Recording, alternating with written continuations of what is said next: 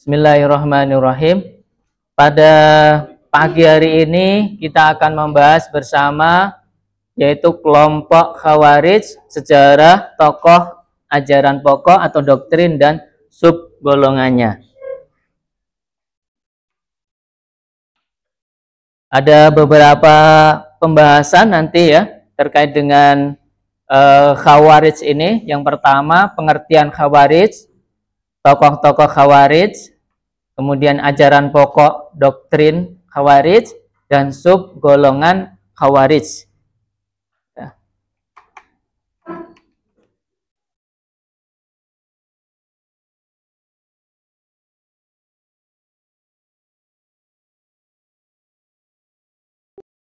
Yang pertama terkait dengan pengertian Khawarij, ya, pengertian Khawarij.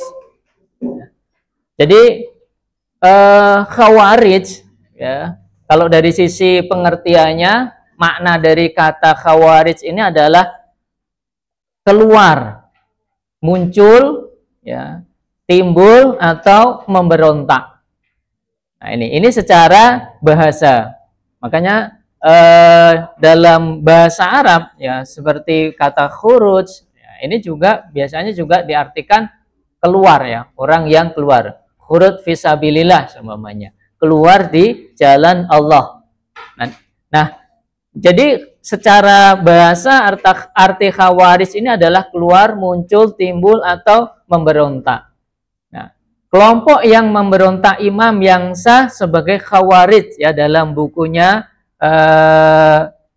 Shahrastani, ya, dalam buku Milal ini disebutkan bahwa kelompok yang memberontak imam yang sah sebagai Khawarij, ya, disebutkan juga di dalam buku Ilmu Kalam, ya, Ilmu Kalam yang ditulis oleh Profesor Abdul Razak dan Rosyan Anwar, bahwa Khawarij ini adalah kelompok yang memberontak imam yang sah sebagai Khawarij, ya.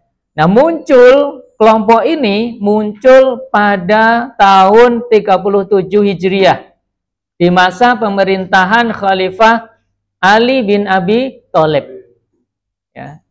Jadi ketika munculnya Khawarij ini di tahun 37 Hijriah pada masa pemerintahan Sayyidina Ali bin Abi Thalib. Nah, setiap muslim yang mempunyai sikap laten ingin keluar dari persatuan Islam, nah, ini disebut juga Khawarij, artinya memisahkan dari persatuan Islam.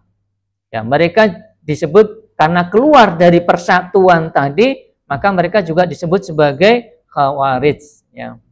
Nah, kemudian ada juga yang mengartikan bahwa Khawarij ini mereka yang awalnya mengakui kekuasaan Ali bin Abi Thalib, kemudian keluar dari pasukannya dan menolaknya. Nah, karena apa? Peristiwa munculnya, ya, Khawarij ini, karena mereka ini dalam sejarah, ya, dalam sejarah nanti saya akan jelaskan juga bahwa dalam sejarah, ya, sekte atau kelompok Khawarij ini awalnya adalah pengikut Imam Ali bin Abi Thalib, ya, pengikut Sayyidina Ali bin Abi Thalib, bahkan bagian dari pasukan Ali bin Abi Thalib ketika perang Siffin, ya, perang Siffin. Nah, mereka memisahkan diri atau keluar dari pasukan Ali bin Abi Thalib, ya, ketika terjadi arbitrase atau tahkim, ya, untuk menyelesaikan persoalan perang yang dialami oleh Khalifah Ali bin Abi Thalib, ya, dengan Muawiyah bin Abu Sufyan, ya, di Siffin. Nah, ini. Menurut Ali Rabbani Ghulbaigani, kata Khawarij merupakan bentuk jamak dari kata khariji dan dari kata khuruj yang memiliki pengertian membangkang dan melampaui batas. Kata kharaja jika menjadi muta'addi, kata kerja aktif dengan menggunakan huruf ala, memiliki dua pengertian. Pertama, pernyataan perang dengan yang lain. Kedua, membangkang perintah pemimpin atau wali.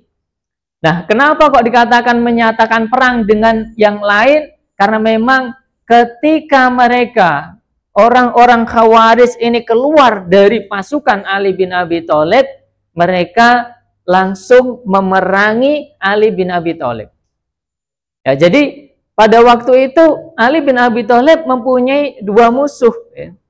Pertama tadi musuhnya itu adalah Muawiyah bin Abi Sufyan, penguasa Sam, ya, atau gubernur Sam yang memberontak kepada Ali bin Abi Thalib. Ya. Yang kedua, ketika pasukan Ali bin Abi Thalib ini pecah, yang satunya keluar disebut dengan Khawarij tadi, mereka ini kemudian menyatakan perang melawan Ali bin Abi Thalib. Jadi keluarnya itu bukan sekedar keluar begitu terus pergi, tidak. Tapi mereka membuat kelompok yang besar, ya, sekitar 2.000 orang, ya. Mereka memerangi Ali bin Abi Thalib. Ya, juga memerangi Muawiyah karena mereka menganggap Ali bin Abi Thalib dan pasukannya telah kafir. Muawiyah bagi mereka juga telah kafir. Sehingga dua kelompok ini oleh Khawarij juga diperangi oleh mereka memerangi Ali bin Abi Thalib maupun memerangi Muawiyah.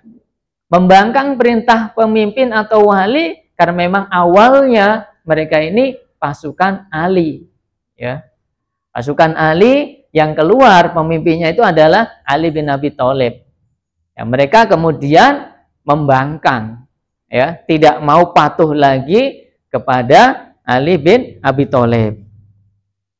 Nah itu dari sisi bahasa bahwa Khawarij ini adalah orang yang keluar dari pasukan Ali bin Abi Thalib. Mereka kemudian memerangi Ali bin Abi Thalib dan membentuk pasukan yang besar, sehingga juga dalam akidah mereka, dalam akidah Khawarij itu, selain kelompok mereka atau selain Khawarij itu sendiri kafir. Ya. Jadi salah satu keyakinan yang dimiliki oleh Khawarij itu, kalau bukan kelompok kami kafir. Kalau tidak bergabung dengan kelompok kami, kata mereka, mereka kafir. Ya, telah mengkafirkan orang yang selain daripada kelompok mereka, sehingga mereka di mana-mana membuat kekacauan.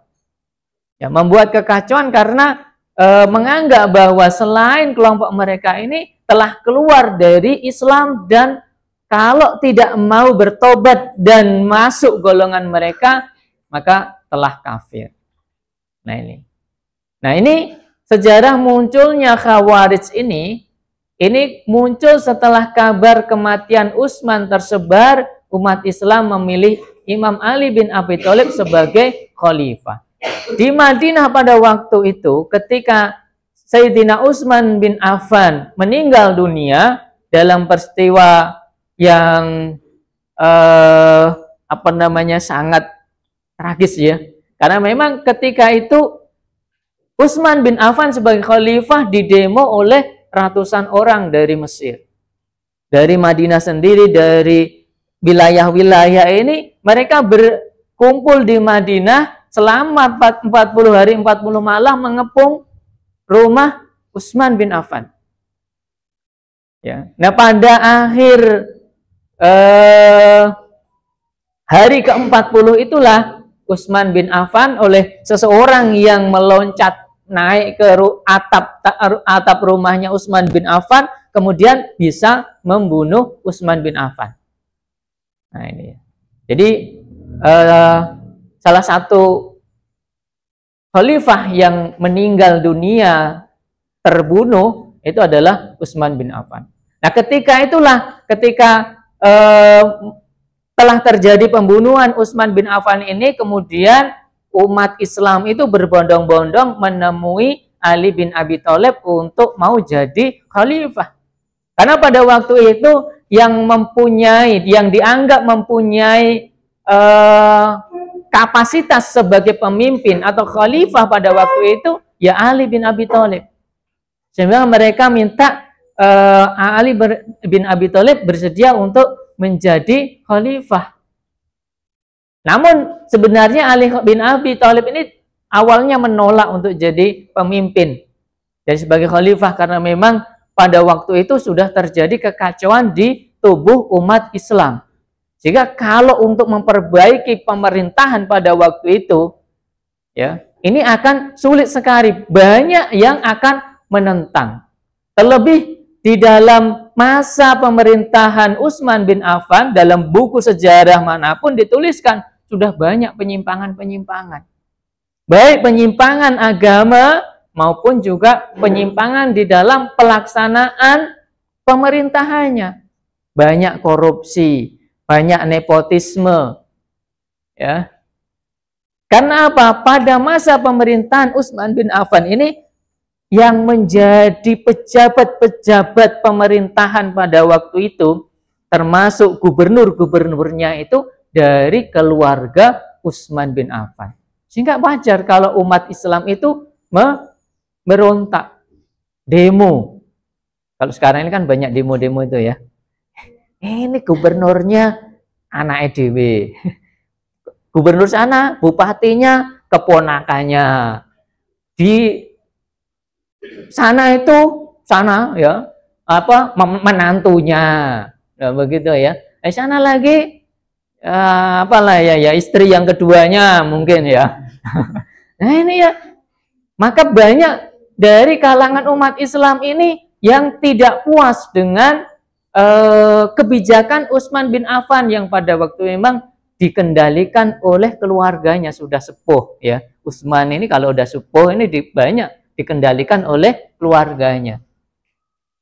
Ya, kebijakan-kebijakannya banyak yang menyimpan. Sehingga pada masa itulah terjadi demo besar-besaran, dan Ali bin Abi Thalib setelah Utsman bin Affan ini meninggal diangkat menjadi khalifah pada tanggal 25 Zulhijjah tahun 35 Hijriyah. Jadi nanti juga pemerintahan Ali bin Abi Thalib ini hanya sebentar. 4 tahun 40 Hijriyah beliau meninggal. Ketika sholat subuh, ya, ketika sholat subuh di Basrah, ya, maka kuburan Sayyidina Ali bin Abi Thalib itu di Irak, di Basrah. Ya, karena pada waktu itu pemerintahan Islam oleh Ali bin Abi Thalib dari Madinah dipindah ke Irak, ke Basrah. Sehingga meninggalnya Ali bin Abi Thalib itu di Irak, di Basrah. Ya, ketika mengimami sholat subuh pada bulan Ramadan tanggal 19 Hijriah, Abdurrahman bin Muljam, ya, orang-orang salah satu pengikut Khawarij, membawa pedang ya di jamaah sholatnya itu, dan dipedangkan di kepala Ali bin Abi Thalib sehingga terbelah kepalanya. Ya. Kepalanya terbelah, dan di tanggal 21 Ramadan Ali bin Abi Thalib meninggal dunia. Ya, meninggal dunia. Jadi 5 tahun selama pemerintahannya ini, Ali bin Abi Thalib berhasil mereformasi pemerintahan dan mengganti banyak pejabat yang tidak kompeten yang pernah diangkat oleh Utsman bin Affan. Jadi salah satu kebijakan Ali bin Abi Thalib pada waktu itu mereformasi. Ingat ya, kalau mereformasi dalam pemerintahan, wah itu banyak musuhnya. Ya. Bukan hanya ketika menjabat sebagai pemerintah di pemerintahan, ketika sudah selesai saja menjabat itu dimusuhi terus itu ya. Kowe dhisik kae wis sing nglengser ya kowe. Saiki wis lengser tak musuhi terus. Nah, gitu kan ya. Ya. Jadi banyak musuhnya. Sehingga juga banyak dari pejabat-pejabat pemerintahannya yang tidak terima dicopot oleh Ali bin Abi Thalib, digantikan dengan yang lain. Termasuk salah satunya adalah Muawiyah bin Abu Sufyan yang menjadi target Ali bin Abi Thalib untuk dicopot dari posisinya sebagai gubernur Syam pada waktu itu. Ya, dia mau dicopot oleh Ali bin Abi Thalib, tapi ingat, selama pemerintahan Umar bin Khattab dan Utsman bin Affan, ya, Muawiyah ini mengumpulkan kekuatan yang luar biasa, pasukan yang luar biasa. Ya, sehingga ketika pemerintahan Ali bin Abi Thalib, Muawiyah ini punya kekuatan besar, sehingga tidak terima untuk dicopot sebagai gubernur Syam. Akhirnya dia melawan Ali bin Abi Thalib, memberontak. Ya. Coba saja Li, kalau kamu mau nyopot saya, kalahkan dulu saya. Kalau bahasa kita kan begitu ya. Ya. Nah ini. Ya. Jadi pada waktu itulah Muawiyah ini melawan Ali bin Abi Thalib dan terjadilah peperangan yang namanya peperangan Siffin, perang Siffin. Muawiyah adalah salah satu pejabat yang tidak dicopot. Namun kemudian Muawiyah berselisih dengan Ali bin Abi Thalib. Ia berpendapat bahwa semua orang yang terlibat dalam pembunuhan Utsman harus dibunuh. Ya. Sebelum reformasi, adili dulu orang-orang yang terlibat dalam pembunuhan Utsman bin Affan. Tapi ketika demonstrasi yang luar biasa besarnya itu, ya, tidak diketahui siapa pembunuh Utsman yang sebenarnya. Tidak mungkin semuanya akan dihukum, kan? Ali bin Abi Thalib tidak mengetahui secara pasti siapa yang membunuh Utsman. Di tangan siapa Utsman itu terbunuh. Maka Ali bin Abi Thalib tidak bisa mengadili. Nah ini sehingga salah satu alasan Muawiyah bin Abi Sufyan ini adalah dia memberontak kepada Ali, tuntutannya adalah darah Utsman. Ya, karena darah Utsman ini. Sebab pembunuh Utsman sangat banyak sehingga tidak diketahui siapa pembunuh Utsman yang sebenarnya. Ali sebagai khalifah tidak bisa menjatuhkan hukuman kepada pembunuh Utsman. Kemudian Muawiyah memberontak dan terjadilah perang Siffin pada tahun 657 Masehi yang berakhir dengan arbitrase, yaitu cara penyelesaian sengketa di luar pengadilan dengan bantuan pihak ketiga yang netral. Ya, arbitrase kalau dalam hukum juga ada diterapkan hukum sekarang itu. Kalau ada dua orang, ya, ada dua orang yang berselisih, ya, nah, ada dua orang, ya, ini pihak satu, ini pihak dua, ya, untuk menyelesaikan perang ini, ya, ini untuk menyelesaikan perang antara keduanya ini, ya. Ini dengan cara arbitrase atau tahkim ini harus ada dari pihak satu mengutus seseorang, ya. Diutus seseorang dan juga pihak kedua ini juga mengutus seseorang. Dan nanti dari dua orang ini berdiskusi, ya, berdiskusi memutuskan untuk menyelesaikan persoalan di antara dua orang yang berselisih tersebut. Diputuskan melalui dua orang, ya, dari pihak Ali dan juga dari pihak Muawiyah.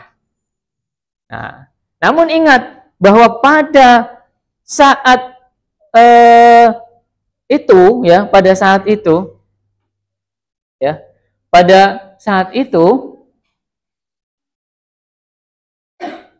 nah, ada anggapan-anggapan, ya, anggapan-anggapan bahwa dari kelompok Muawiyah sendiri, ya, atau orang Khawarij, dari Khawarij ini pada umumnya menganggap kelompok Ali lah yang paling benar karena sebagai khalifah yang sah. Ya, nah, dari sinilah nanti, ya, awalnya mereka ini nanti kelompok Khawarij ini, ya, Ali ini, ya, kelompok Ali ini mereka anggap benar, sedangkan Muawiyah ini salah karena yang memberontak, kan jelas. Tetapi untuk menyelesaikan persoalan mereka, ya, jangan sampai berlarut-larut, kan harus ada solusi, kan begitu, ya. Metode yang tepat, kan begitu, ya. Metode yang tepat. Meskipun pada waktu itu, ya, ini dalam buku-buku sejarah juga disebutkan bahwa ini hanya sekedar strategi dari Muawiyah, ya, sebagai strategi dari Muawiyah, karena memang pada waktu itu pasukannya ini sudah hampir kalah. Kalau diteruskan peperangan ini akan dimenangkan Ali bin Abi Thalib, penasehatnya. ya, seorang penasihatnya, ya, yaitu namanya Amr bin As, ya, Amr bin As. Jadi Amr bin As, sahabat Amr bin As itu memihak kepada Muawiyah, ya, memihak kepada Muawiyah. Itu menasihatkan kepada Muawiyah agar apa? Agar menjadikan Al-Quran itu sebagai penyelesaian. Mereka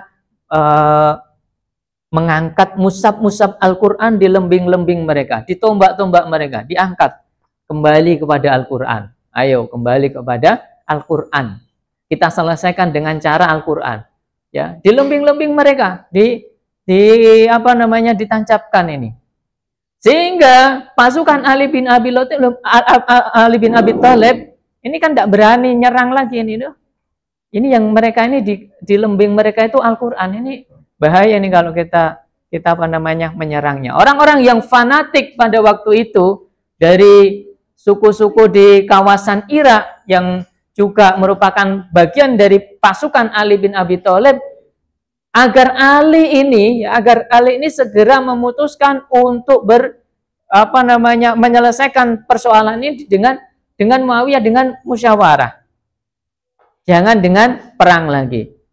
Ya. Nah itu. Ya. Namun sebenarnya Ali bin Abi Thalib ini sudah mencium kelicikan Muawiyah di balik ajakan ini. Karena memang menurut informasi dari komandan Ali bin Abi Thalib, Malik Astar, ya, Malik Astar, bahwa pasukan Muawiyah sebentar lagi kalah. Sehingga Ali bin Abi Thalib menolak ajakan ini. Ali menolak sebenarnya. Wah, ini cuma politik mereka ini. Ya. Karena mereka sudah hampir kalah. Sehingga di poin yang 4 saya tuliskan, Ali menolak ajakan ini, namun sebagian pengikutnya memaksa Ali untuk menerima. Mau diajak ke Al-Quran kok nggak mau, kan begitu ya. Meskipun itu hanya politik dari Muawiyah agar nanti menunda kekalahannya. Ya. Jadi termasuk di sini ada Ahlul Qura, para pembaca Al-Quran. Ya, kalau dalam buku yang ditulis itu ya, ahli Qura ini sebenarnya mereka mempunyai ilmu yang dangkal, tapi fanatik, ibadahnya banyak, ya. Tapi mereka ini keilmuannya dangkal, sehingga mereka ini memaksa Ali bin Abi Thalib, ya, seperti ini Ash'ad bin Qais, Mas'ud bin Fudaki, dan Zaid bin Husain At-Ta'i. Bahkan mereka mengangkat pedang mereka jika Ali tidak mau menerima ajakan damai Muawiyah. Jadi pasukannya Ali bin Abi Thalib ini sudah mengangkat pedang mereka ini. Kalau kamu nih Ali, kalau tidak mau menerima ajakan damai ini, ya terpaksa kami perangi, kata mereka. Akhirnya segeralah Ali bin Abi Thalib ini memanggil pasukannya yang sedang berhadapan dengan pasukan Muawiyah untuk kembali. Ya, untuk kembali. Ya, Malik Astar sebenarnya sudah apa namanya, sudah memperingatkan Sayyidina Ali bin Abi Thalib, ini strategi mereka sudah hampir kalah ini, saya maju sekali saya sudah hancur mereka. Ya. Tapi karena di campnya Ali bin Abi Thalib ini terjadi kegaduhan tadi, Ali hampir dibunuh oleh pengikutnya sendiri, maka Ali memanggil komandannya Malik Astar. Nah, Ali terpaksa menerima arbitrase tawaran Muawiyah. Ali mengusulkan Abdullah bin Abbas. Jadi oleh orang-orang Ahlul Qura tadi, pasukan Ali yang minta supaya berdamai dengan Muawiyah, Ali mengutus, saya mau mengutus Abdullah bin Abbas sebagai utusan saya tadi. Ya. Ini. Tapi oleh mereka ditolak. Loh, itu kan Abdullah bin Abbas itu masih pamanmu. Tidak boleh dari keluarga. Kemudian kalau begitu dari Malik Astar. Ya. Pilihan kedua Malik Astar. Mereka juga menolak, tidak. Ya. Dan mereka mengusulkan Abu Musa Asy'ari. ya, Abu Musa Asy'ari sebagai utusan Ali bin Abi Thalib. Ya, mereka ini orang-orang ahlu qura ini dari pasukan Ali memaksa Ali supaya Abu Musa, orang yang sudah sepuh, wara, ya, bertakwa, banyak ibadahnya, ya, diutus begitu ya. Dan dari Muawiyah diutuslah Amr bin As. Jadi kalau Anda dalam membaca hadis-hadis banyak juga disebutkan nama Amr bin As. Ya, Amr bin As diutus sebagai utusan dari Muawiyah bin Abu Sufyan. Nah, mereka inilah kemudian berunding. Ya, berunding. Ya,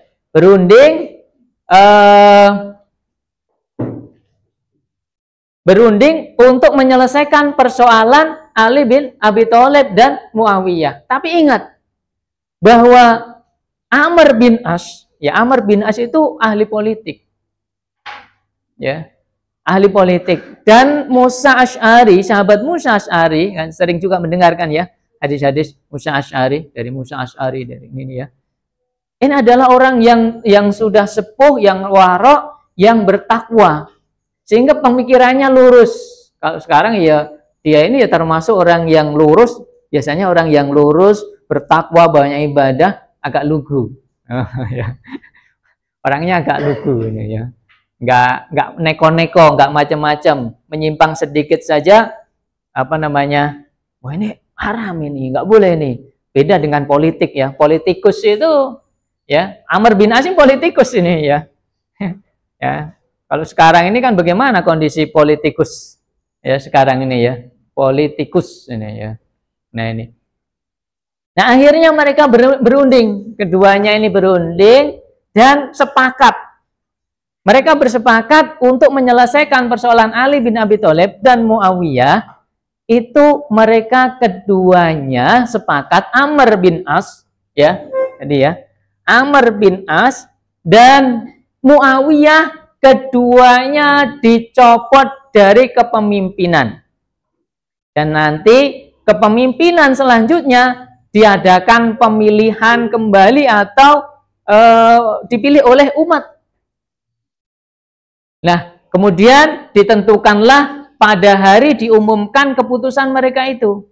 Di hari yang mereka ini ya, umat muslim itu dikumpulkan ya, dikumpulkan dan menyaksikan bersama-sama pengumuman yang telah mereka sepakati itu.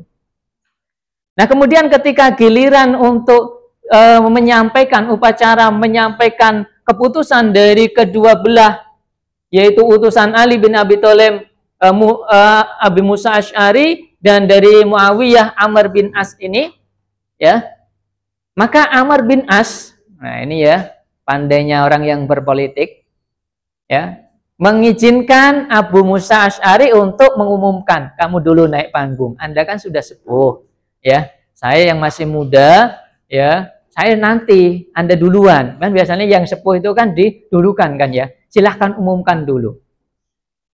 Nah kemudian Abu Musa Asy'ari ini naik mimbar, naik mimbar, sebagaimana apa yang sudah disepakati, ya, sudah disepakati. Nah, Abu Musa Asy'ari mengumumkan apa yang sudah dicapai keduanya, ya, bahwa ini saya utusan dari pihak Ali bin Abi Thalib, menyatakan kedua belah pemimpin Muawiyah dan Ali bin Abi Thalib dicopot dari jabatannya, sebagaimana saya mencopot cincin saya dari tangan saya ini. Nah, dan untuk pemimpin selanjutnya akan dipilih oleh umat. Demikian. Nah, dia kemudian turun. Nah, turun dari mimbar, giliran Amr bin As, ya, utusan Muawiyah mengumumkan. Ya, ini ya, ahli politik ini. Ya. Kemudian dia mengumumkan bahwa saya adalah utusan dari Muawiyah bin Abu Sufyan, karena dari pihak Ali bin Abi Thalib sudah mencopot keduanya, ya, mencopot kedua pemimpin ini, maka saya hari ini menyatakan bahwa saya mencopot Ali bin Abi Thalib dan menyatakan bahwa Muawiyah sebagai pemimpin selanjutnya. Wah, ini. Jadi dalam pidatonya itu Amr bin As tidak mengumumkan sebagaimana yang sudah disepakati.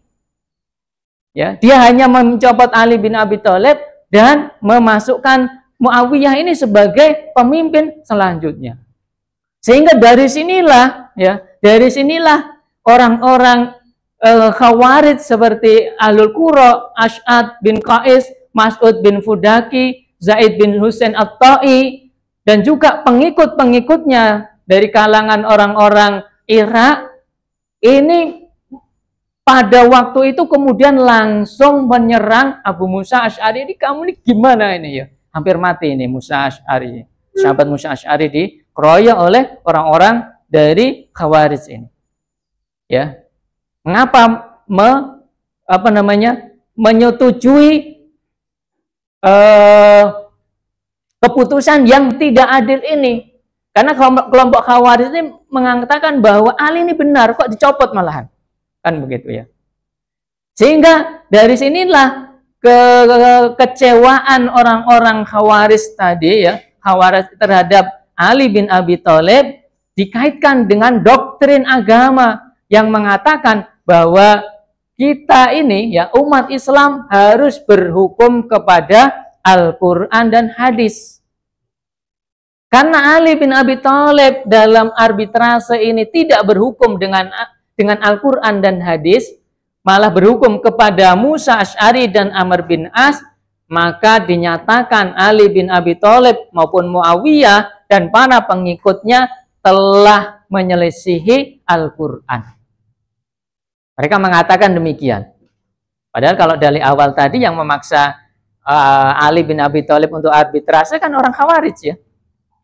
Ya. Tapi mereka berbalik begitu ya. Berbalik menuduh Ali bin Abi Thalib ini telah melanggar Al-Quran, telah keluar dan Al-Quran, tidak berhukum kepada Al-Quran, tapi berhukum kepada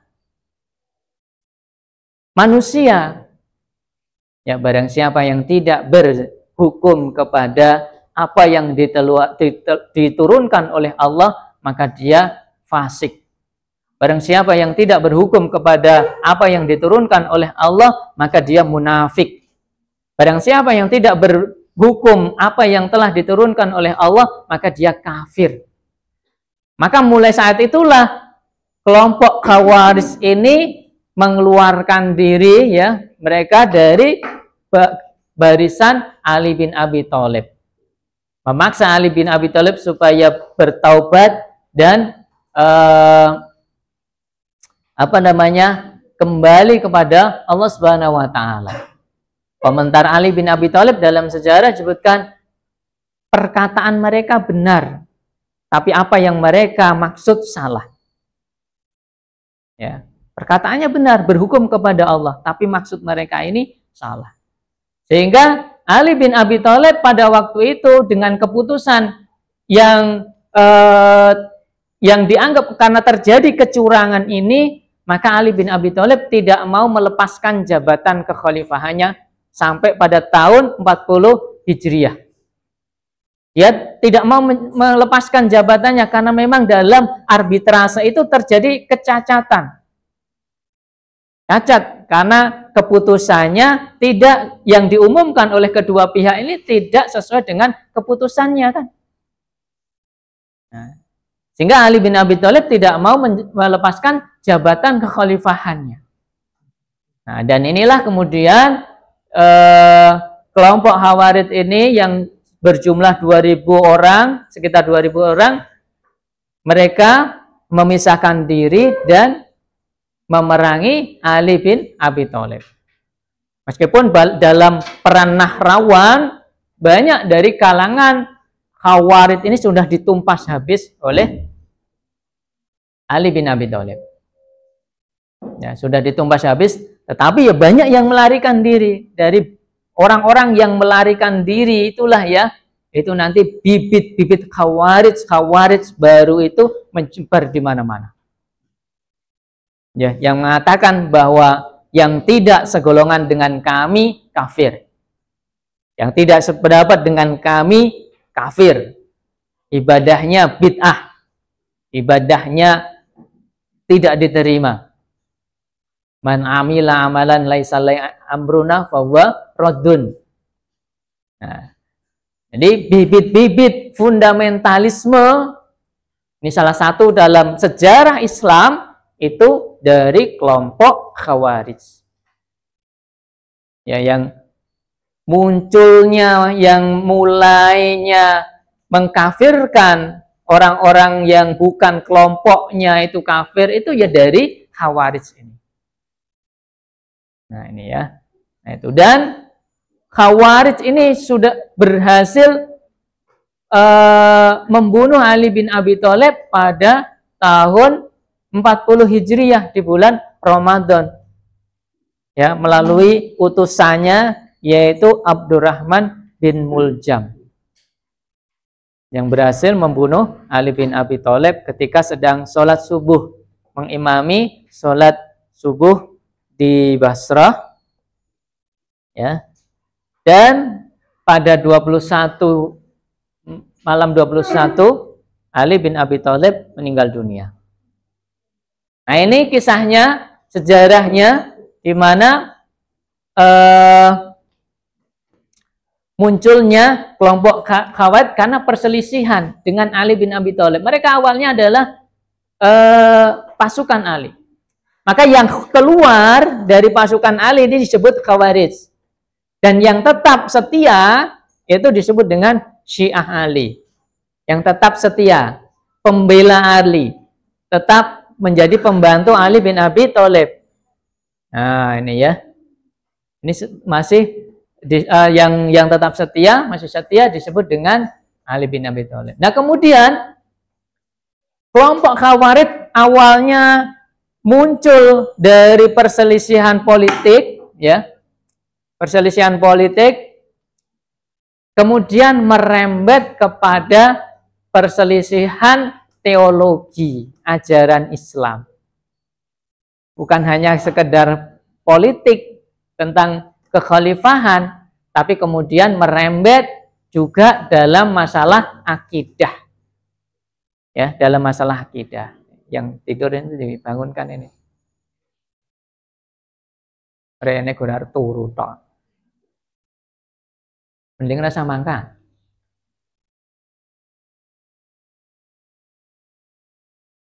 Nah, ini awalnya perselisihan kekhalifahan tadi, arbitrase nih, tapi kemudian merembet ke hal-hal yang lain nanti, ke teologi.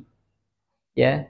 Jadi salah satu doktrin Khawarij tentang politik ini yaitu khalifah atau imam harus dipilih secara bebas oleh seluruh umat Islam. Padahal pengikut Ali bin Abi Thalib, ya, pengikut Ali bin Abi Thalib sebagaimana sudah saya jelaskan pada pertemuan yang lalu, bahwa khalifah, imam itu urusan Allah, yang menunjuk Allah.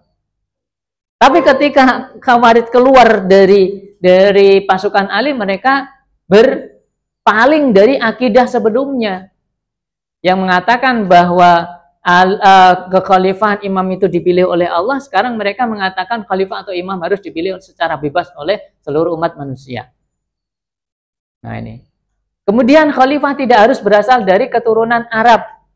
Bahkan kalau dalam doktrin yang telah saya teraskan pada pertemuan yang lalu, Syiah Ali bin Abi Thalib mengatakan bahwa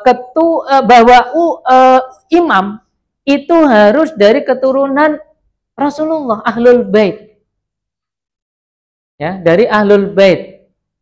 Tidak boleh dari selain itu.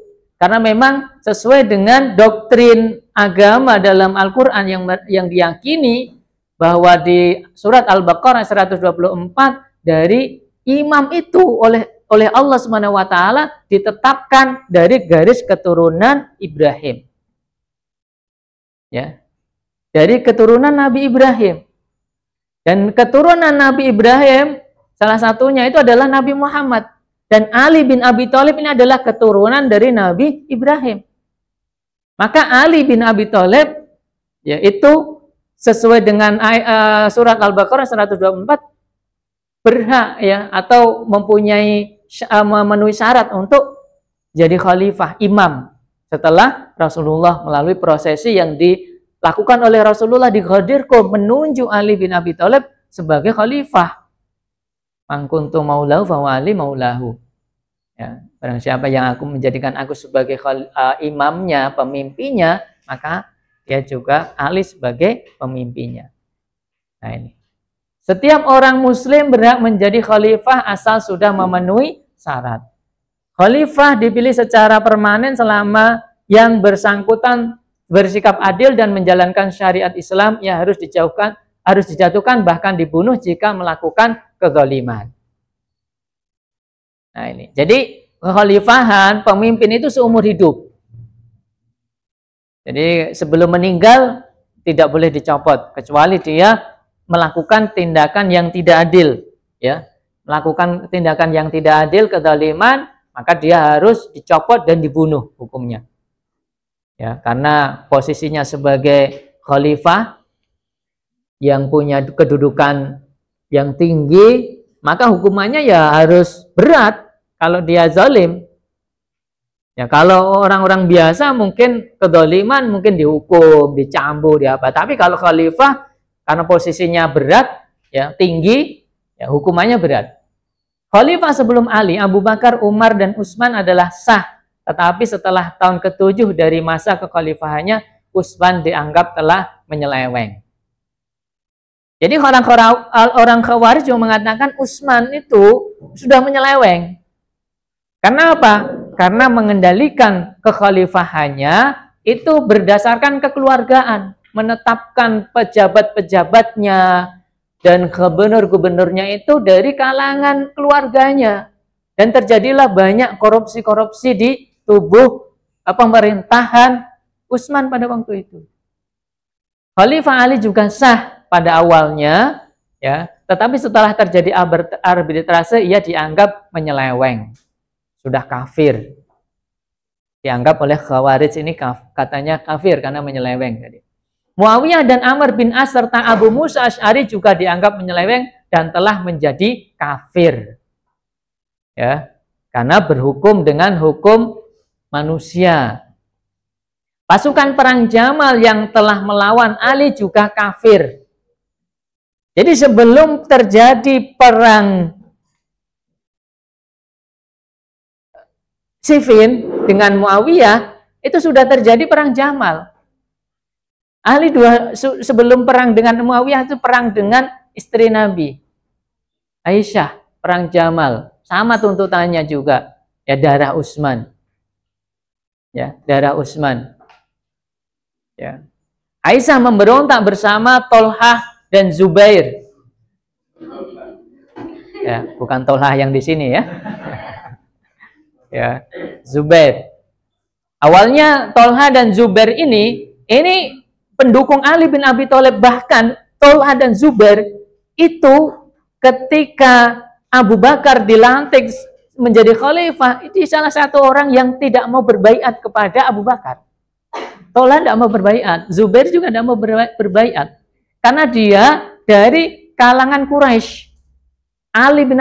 Golongannya Ali bin Abi Thalib dia ini. Ya, golongannya Ali bin Abi Thalib yang tidak mau berbaiat kepada Abu Bakar pada waktu itu. Ya. Nah ini. Nah, tapi pada perang Jamal ini dia bergabung dengan Aisyah. Ya. Bergabung dengan Aisyah dan terjadilah perang yang luar biasa, disebut dengan perang Jamal. Ya, karena apa? Karena Aisyah pada waktu itu mengendarai atau menggunakan unta. Ya. Kalau dulu pakai unta, sekarang pakai tank, ya. Pakai tank gitu, ya, atau pesawat siluman, ya. Nah, karena Aisyah ini menggunakan unta dalam peperangan itu, maka disebut perang Jamal. Sebenarnya ketika Ali bin Abi Thalib dilantik menjadi khalifah di tahun 35 Hijriah, Aisyah itu sedang melaksanakan umroh di Mekah. Mendengar bahwa Ali bin Abi Thalib ini dijadikan khalifah setelah Utsman meninggal, ya, maka Aisyah ini mempunyai persoalan dengan Ali bin Abi Thalib sehingga mereka dibujuk oleh termasuk Tolha Zubair dan para orang-orang yang mempunyai kepentingan dalam politik untuk mengumpulkan pasukan. Ini terjadilah perang Jamal. Dan perang Jamal ini luar biasa. Sekitar 2.500 orang ini meninggal dunia ini. Ini banyak kalangan sahabat yang meninggal dunia karena perang Jamal ini. Sahabat Nabi. Jadi yang kalau Anda wassalatu wassalamu ala asrofil anbiya'i wal mursalin wa ala alihi wa sahbihi ajma'in. Nah, ini termasuk di sini ini ya. Yang perang Jamal itu saling bunuh. Ya. Iya kan? Sahabat juga saling bunuh pada waktu itu. Ya. Pasukan Ali ini bahkan berhasil membunuh pasukan Aisyah itu 2.500. 2.500 meninggal ini pasukan Jamal ini yang dipimpin oleh Aisyah ini. Berhasil ditumpas ini ya. Dan itu banyak para sahabat itu. Di pihak Ali juga banyak dari kalangan sahabat. Bahkan ketika perang Siffin dengan Muawiyah banyak sahabat yang meninggal. Ammar bin Yasir itu meninggal karena perang apa? Perang Siffin. Ya, tapi menariknya kalau dalam riwayat itu nanti Ammar bin Yasir ini kata Nabi itu dia ini akan meninggal dunia di pasukan yang hak, yang benar. Begitu. Ya.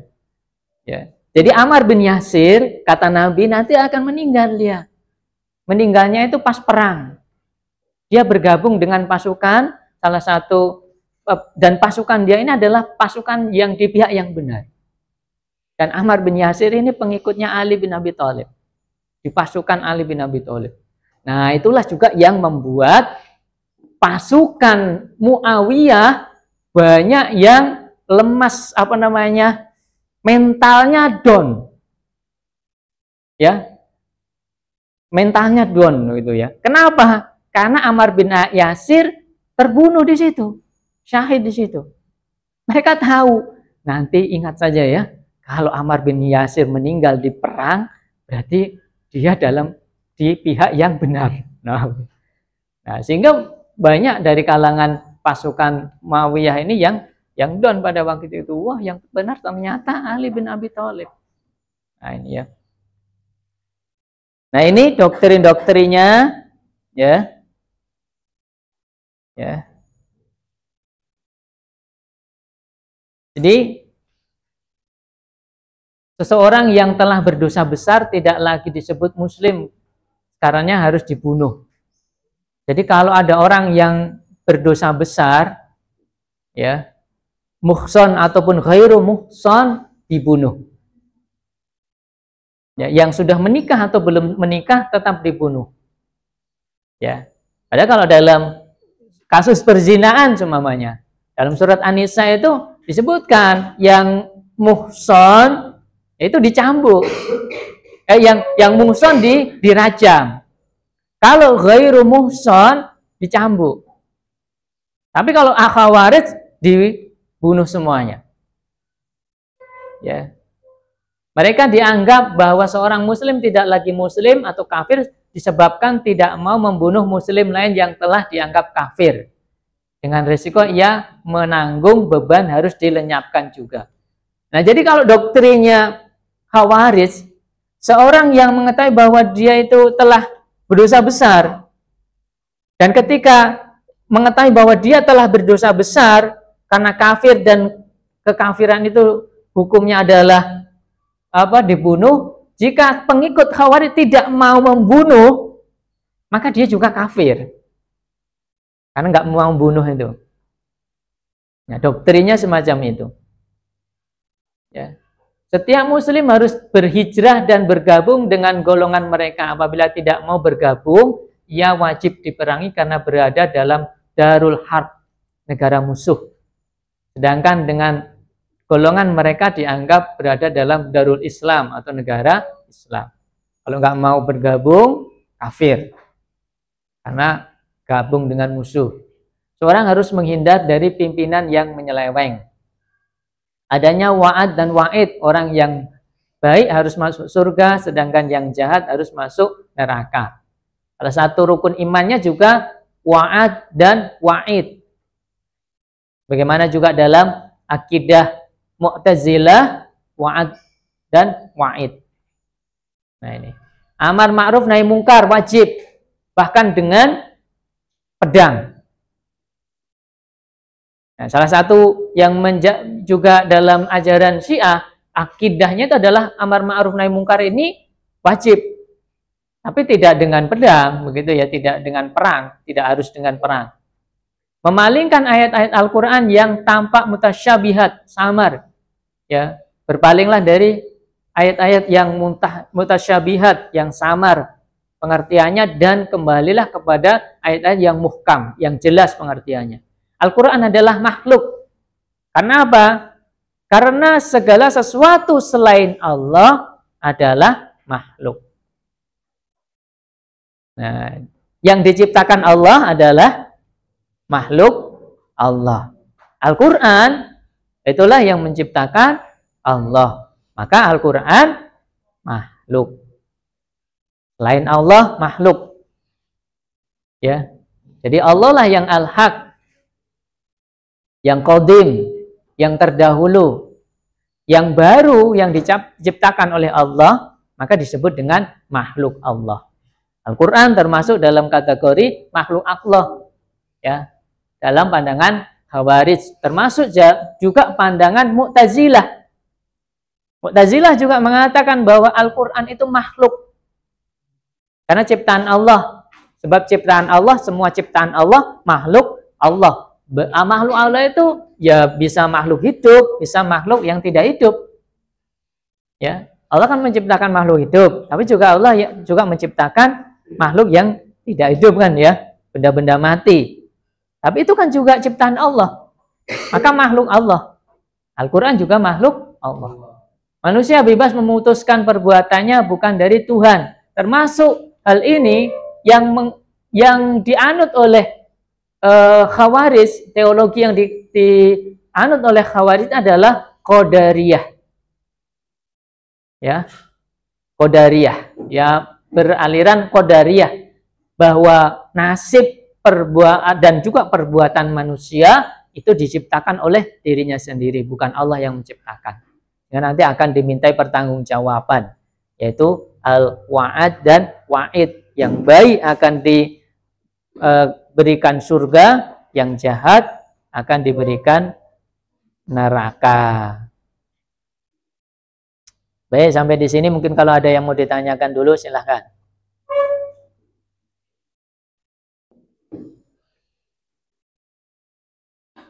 Jadi kalau untuk referensinya silahkan baca buku Ilmu Kalam ini.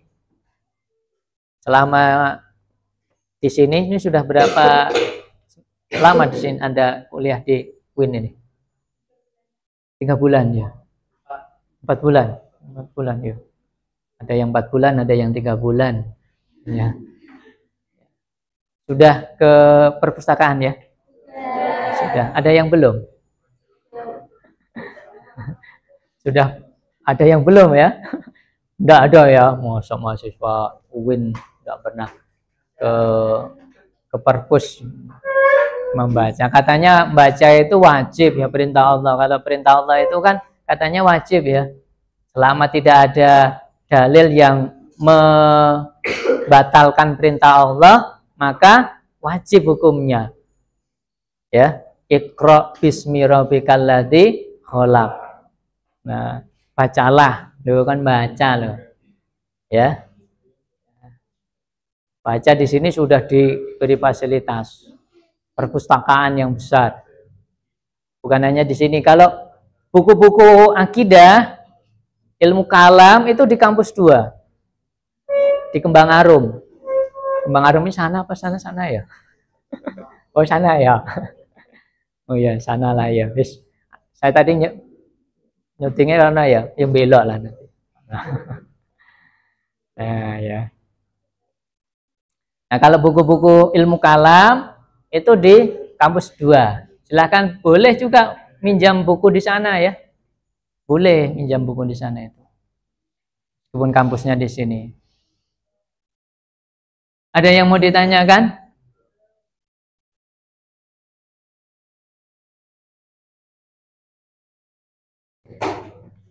Jadi ini ciri-ciri khawarij. Ciri aliran yang dapat dikategorikan sebagai aliran khawarij. Yang pertama itu mudah mengkafirkan orang yang tidak segolongan dengan mereka. Ini memang ciri-ciri khawarij itu kayak gitu ajarannya. Ya, mudah mengkafirkan orang yang tidak segolongan dengan mereka, kafir. Kalau nggak sama kami, kafir. Ya. Yang tidak ibadahnya bid'ah. Nah, ini ya. Walaupun orang itu adalah penganut agama Islam. Ya. Jadi terorisme dan juga fundamentalisme itu ya, itu juga terpengaruh dari ajaran Khawarij salah satunya. Yang mereka berani membunuh, ya, membuat bom bunuh diri, ya. Nah, ini karena apa? Karena mengatakan ya selain kami kafir. Islam yang benar adalah Islam yang mereka pahami dan amalkan. Sedangkan Islam sebenarnya yang dipahami dan diamalkan golongan lain tidak benar. Ya, yang benar Islam mana? Ya Islamku, Islam kami. Yang kalian salah. Nah, gitu. Ya, harus diluruskan. Nggak mau diluruskan, ya dibom, ya, bunuh, gitu ya. Orang-orang Islam yang tersesat dan menjadi kafir perlu dibawa kembali ke Islam yang sebenarnya, yaitu Islam seperti yang mereka pahami dan amalkan. Ya, jadi yang lainnya karena sesat, kafir tadi ya dibawa, ya Islamnya dibawa kemana? Islam seperti yang mereka pahami. Karena pemerintah dan ulama yang tidak sepaham dengan mereka adalah sesat, mereka milih imam dari golongannya, yaitu imam dalam arti pemuka agama dan pemuka pemerintahan. Mereka bersifat fanatik dalam paham dan tidak segan-segan menggunakan kekerasan dan pembunuhan untuk mencapai tujuannya. Nah, ini.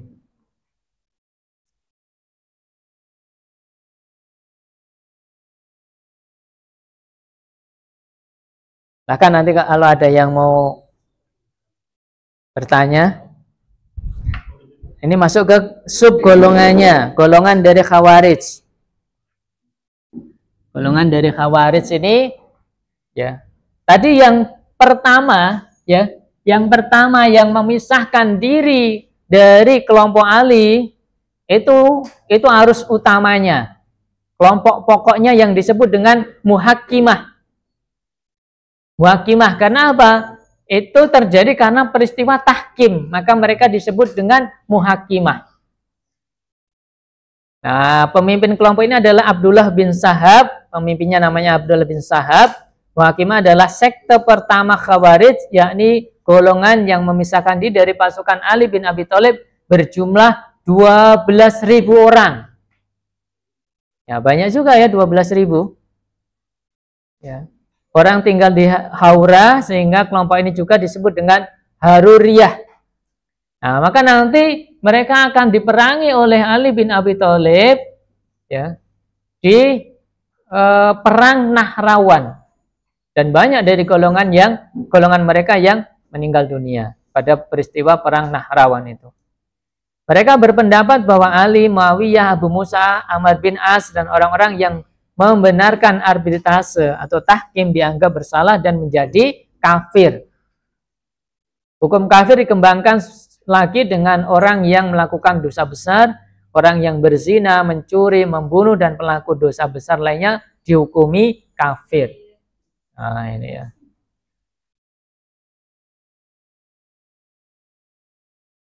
Ada nanti kelompok Az-Zariqah. Pemimpin kelompok ini adalah Nafi bin Azraq yang mempunyai pemahaman ekstrim dan radikal. Pengikut kelompok ini cukup besar, mencapai 20.000 orang yang menguasai daerah perbatasan Irak dan Iran. Mereka berkeyakinan bahwa orang yang berdosa besar adalah syirik. Oh, ini ya. Kalau tadi kafir, kalau ini syirik ini ya. Sama saja nanti ya. Kalau syirik ini menyekutukan Allah. Nah, ini. Jadi karena mereka ini sangat ekstrim dan juga pemahamannya sangat kaku, sehingga ketika ada perbedaan pemahaman di kalangan mereka itu mudah terpecah. Ya, jadi ingat bahwa kelompok-kelompok yang ekstrim dalam pemahaman yang kaku, ya, mereka akan mudah pecah. Ketika terjadi perselisihan pendapat tentang suatu hal dalam ajaran Islam, mereka akan mudah pecah. Ya sudah, kalau begitu kita beda. Sehingga mereka kemudian membuat kelompok sendiri. Ya. Nah, kalau tadi ada 12.000 di Muhakimah, ini 20.000. Artinya semakin banyak orang yang bergabung juga di kelompok mereka ini ya. Orang Islam menjadi musyrik bila melakukan dosa besar. Nah, tidak sepaham dengan mereka atau setengah-tengah karena tidak mau berhijrah dan berperang. Orang musyrik halal dibunuh. Jadi karena perbedaan pendapat orang yang berdosa besar itu, kalau Muhakimah mengatakan dia kafir, kalau Azharikoh mengatakan musyrik. Ketika berbeda dalam memahami orang yang berdosa besar itu ya, hukumnya kafir atau musyrik, mereka pecah. Ya. Yang mempunyai pemahaman yang sama dengan Nafi bin Azraq ini, mereka berkumpul ya, membentuk pemahaman sendiri. Ada nanti kelompok Najdat. Ini pemimpin kelompok ini adalah Najdah bin Amir al-Hanafi. Kelompok ini adalah pecahan dari sekte Azharikoh. Pokok-pokok ajaran kelompok ini adalah orang yang berbuat dosa besar menjadi kafir dan akan kekal di neraka jika tidak sepaham dengan kelompok mereka. Sebenarnya jika golongan yang berbuat dosa besar tetap masuk surga melalui siksaan tetapi tidak masuk neraka. Nah, jadi perbedaan yang kecil dalam pemahaman itu akan membuat kelompok ini, kelompok Khawarij ini akan terpecah. Ada juga kelompok Azharidah. Kelompoknya adalah, pemimpin kelompok ini adalah Abdul Karim Ajrad. Umat Islam telah mengkafirkan kelompok ini karena menolak surat Yusuf yang dianggap berbau percintaan dan tidak pantas. Mereka tidak mengakui surat Yusuf. Ya. Karena ada kisah tentang Yusuf dan Zulekha yang itu dalam pandangan mereka nggak pantas ini ada surat kok tentang kemesuman. Nah, maka mereka membuang surat Yusuf. Ya, tidak mengakui surat Yusuf. Ya, surat ini ya, surat. Tidak mengakuinya.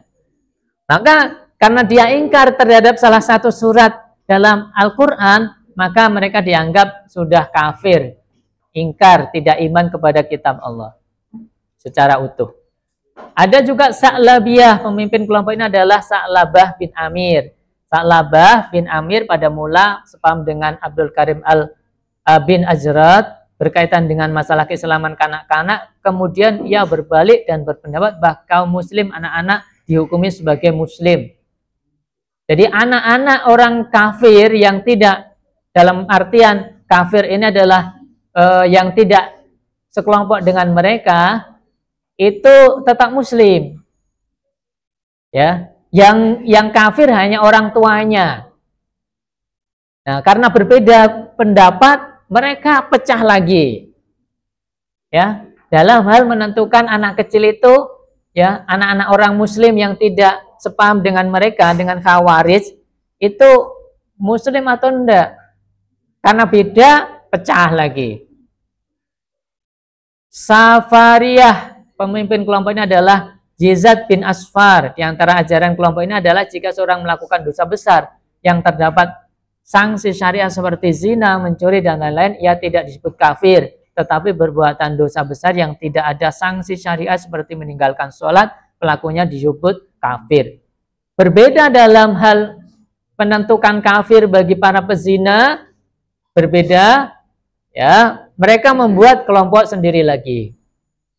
Sehingga mudah sekali dalam hal ini orang-orang ekstrim dalam pemahaman akan mudah untuk pecah, ya. Ada kelompok Baihissiyah, ya. Pemimpin kelompok ini adalah Abi Baihis.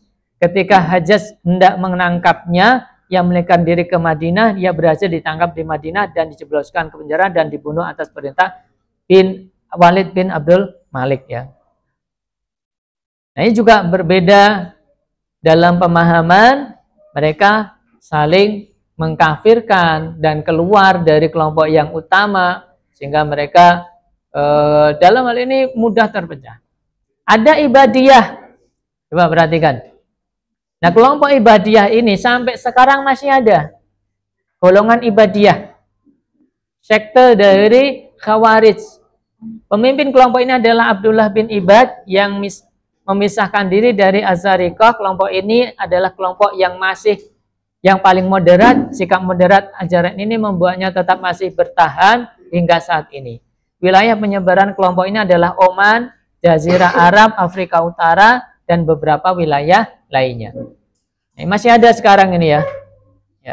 Banyak menyebar, ya, ajaran-ajaran dari Ibadiyah ini. Di antara pokok-pokok ajaran Ibadiyah adalah orang yang tidak sepaham dengan mereka disebut kafir nikmah, bukan mukmin, bukan pula musyrik. Adalah kafir nikmah, haram untuk ditumpahkan, dan daerahnya disebut daerahnya disebut Darut Tauhid, daerah perang terbatas pada barak militer pemerintahan. Nah, ini beberapa kelompok-kelompok yang ada di dalam kelompok Khawarij. Jadi kalau tokoh-tokohnya, ya artinya tokoh ini sesuai dengan pemimpin-pemimpin mereka tadi, ya. Kelompok-kelompok dari Khawarij tadi yang banyak, yang diantara mereka ini memisahkan diri dari yang lainnya karena berbeda di dalam memahami tentang persoalan dalam Islam. Baik, itu masih ada 5 menit. Mungkin kalau ada yang mau bertanya silahkan.